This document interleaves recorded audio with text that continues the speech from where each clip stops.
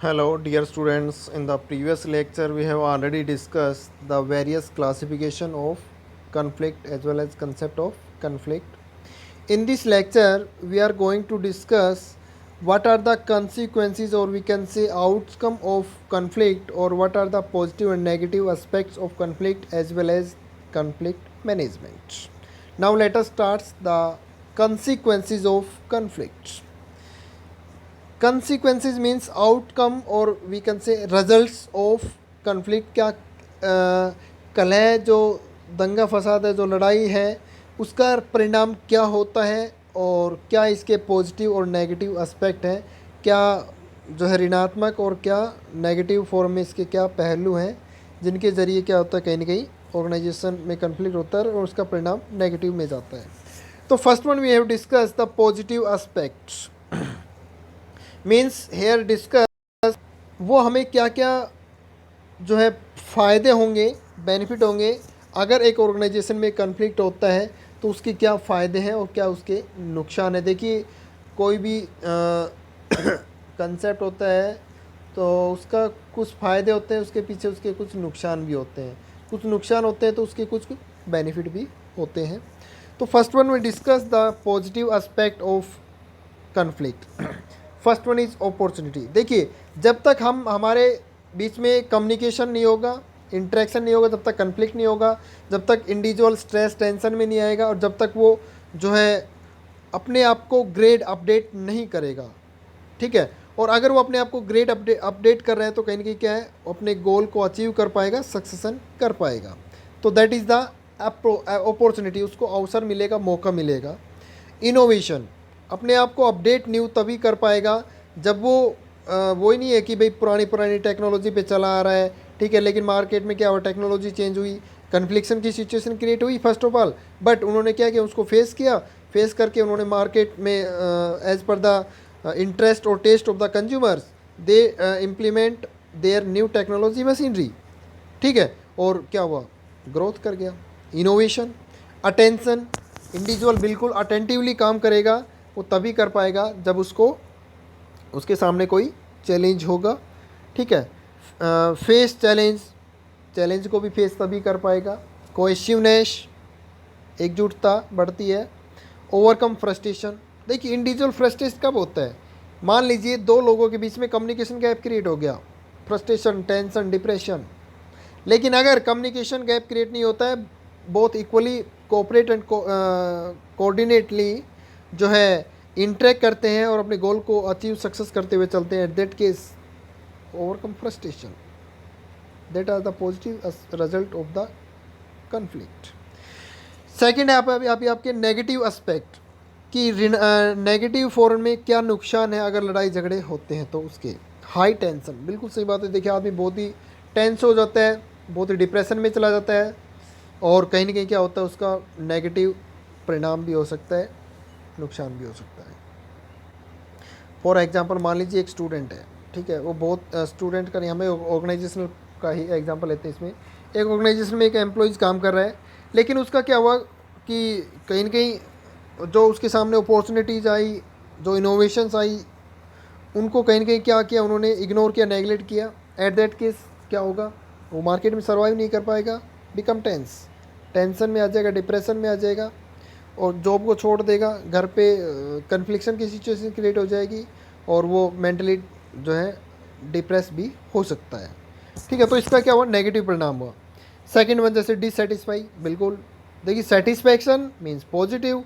Dissatisfy कब create होता है, जब आदमी मेंटली जो है डिस्पर्स हो जाता है, या जो कहीं ना कहीं मेंटली माइंड डाइवर्ट हो जाता है और वो अपने काम में ना सक्सेशन, सेटिस्फैक्शन उसको नहीं मिलता है. Eight that case dissatisfaction. Mistrust, भरोसा उठ जाता है लोगों का. मान लीजिए एक ड्रिंक पर्सन है, वो हमेशा ड्रिंक करता है, तो उसका क्या होगा कि उसकी वो अपने कुछ व्यू ओपिनियन किसी दूसरे के सामने, अरे यार उसकी बात तो मान रहे हैं, उसमें दिमाग है. मिसट्रस्ट. डिस्प्लेसमेंट, आदमी को एक जगह से दूसरी जगह भी डिस्प्लेस तक भी सिचुएशन क्रिएट हो जाती है एट दैट केस, जब नेगेटिव की अगर बात आती है तो. एंड रेजिग्नेशन ऑफ पर्सनल, वो जिस भी ऑर्गेनाइजेशन में जहाँ भी काम कर रहा है उसको वहाँ से वो रिजाइन भी दे देता है या उसको जो है फायर कर दिया जाता है. ये भी नेगेटिव एस्पेक्ट है इसका। तो कहीं ना कहीं अगर हम देखें तो कन्फ्लिक्ट के जो है पॉजिटिव एस्पेक्ट हैं और कहीं ना कहीं उसके नेगेटिव एस्पेक्ट भी हैं, जो है नेगेटिव परिणाम भी है और सकारात्मक और नकारात्मक दोनों परिणाम कहीं ना कहीं कन्फ्लिक्ट के होते हैं। Now we are going to discuss conflict management. We have already discussed concept of conflict, various types of conflict, as well as consequences, or we can say outcomes of conflict. Last topic is conflict management. देखिए management भी करना बहुत ज़रूरी है। अगर मान लीजिए दो नेबरहुड में किसी दो लोगों में लड़ाई हो जाती है तो थर्ड पर्सन छुड़वाने के लिए वहाँ पर आता है और बोलता है भाई लड़ाई मत कीजिए, लड़ाई में कुछ नहीं रखा, आपका नुकसान हो जाएगा, आपका नुकसान हो जाएगा।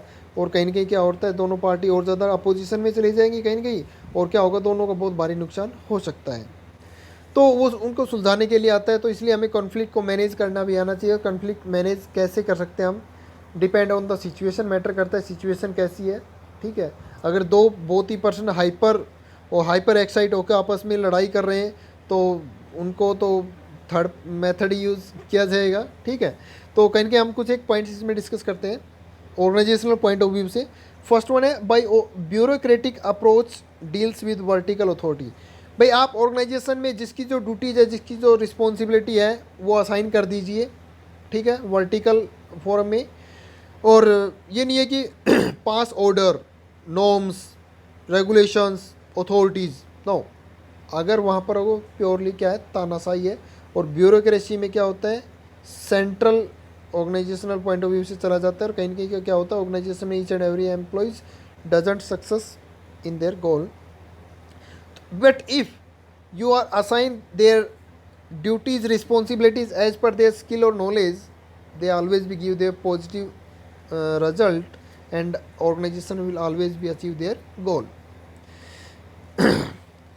Because we know very well a situation of conflict arise when you assign a duty to a person which have not any skill or experience. अगर एक पर्सन के पास जो स्किल और एक्सपीरियंस है तो वो ड्यूटी को कर पाएगा, लेकिन उसके पास स्किल और एक्सपीरियंस नहीं है और आप उसको ड्यूटी असाइन कर रहे हो तो क्या होगा, कन्फ्लिक्शन की सिचुएशन क्रिएट होगी। सेकंड वन है rules and regulation are strictly exercise. Means rules जो हैं, ऑर्गेनाइजेशन के रेगुलेशंस हैं, वो सबके लिए इक्वली बिल्कुल फॉर्मल वे में होने चाहिए। ये नहीं है कि लोअर लेवल के लिए डिफरेंट रूल है, मिडिल लेवल के लिए डिफरेंट रूल है, टॉप लेवल के लिए अलग ही रूल है। नहीं, equally each and every employees are equally executive. Now अगर इस टाइप का होगा तो कन्फ्लिक्शन की सिचुएशन क्रिएट होगी ही नहीं। नेक्स्ट वन है कोऑर्डिनेशन ऑफ हॉरिजेंटल एम्प्लॉइज। जो भी हॉरिजेंटल लेवल पे एम्प्लॉइज हैं उनके अंदर कोऑर्डिनेशन होना बहुत ही ज़रूरी है, एकजुटता होना बहुत ही ज़रूरी है। अगर उनमें डिस्टिंग्विश या मिसकम्युनिकेशन या डिस्टिंग्विश हो जाता है तो कहीं ना कहीं क्या होता है, कन्फ्लिक्शन की सिचुएशन क्रिएट हो जाती है और ऑर्गेनाइजेशन अपने गोल को अचीव नहीं कर पाती है। नेक्स्ट वन है बाय बार्गेनिंग, कलेक्टिव बार्गेनिंग करके भी। By next one organisational development technology, as per the new modern technology के अनुसार अगर आप ऑर्गेनाइजेशन में टेक्नोलॉजी को इम्प्लीमेंट करोगे तो कन्फ्लिक्शन सिचुएशन नहीं आएगी।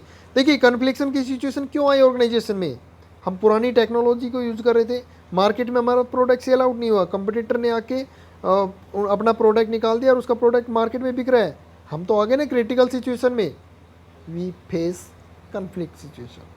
ठीक है, नेक्स्ट वन है रिजोल्व प्रॉब्लम्स। जो भी प्रॉब्लम्स वगैरह है उसकी रूट तक जाइए, जड़ तक जाइए। ठीक है, ये नहीं है उसको अपर लेवल पे उसको वहीं सॉर्ट आउट, नहीं। देखिए जब तक हम प्रॉब्लम की रूट्स पे नहीं जाएंगे, प्रॉब्लम सॉर्ट आउट नहीं होगी, प्रॉब्लम सॉर्ट आउट नहीं होगी, नेक्स्ट टाइम फिर वो अराइज हो सकती है और वो कहीं ना कहीं कन्फ्लिक्शन की सिचुएशन क्रिएट कर सकती है। Next one is improvement in interpersonal relationship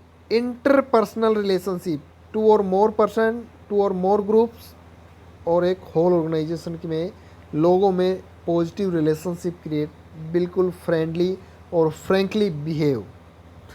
and last one is development of effective leadership. बिल्कुल बहुत ही बेस्ट पॉइंट है। देखिए सीधी सी बात है, अगर हम एक ऑर्गेनाइजेशन में एक इफेक्टिवली लीडरशिप तरीके से अपने गोल को अचीव करते चलेंगे, जिसकी जो ड्यूटी है, जिसकी जो responsibility as per their skill और नॉलेज, अगर हम उसको असाइन करेंगे, उसको लीड करेंगे, उसको ऑब्जर्व करेंगे, उसको गाइडलाइंस देंगे, तो ऑर्गेनाइजेशन में कभी भी क्रिटिकल सिचुएशन क्रिएट नहीं होगी और ऑर्गेनाइजेशन में कन्फ्लिक्शन की सिचुएशन क्रिएट नहीं आएगी।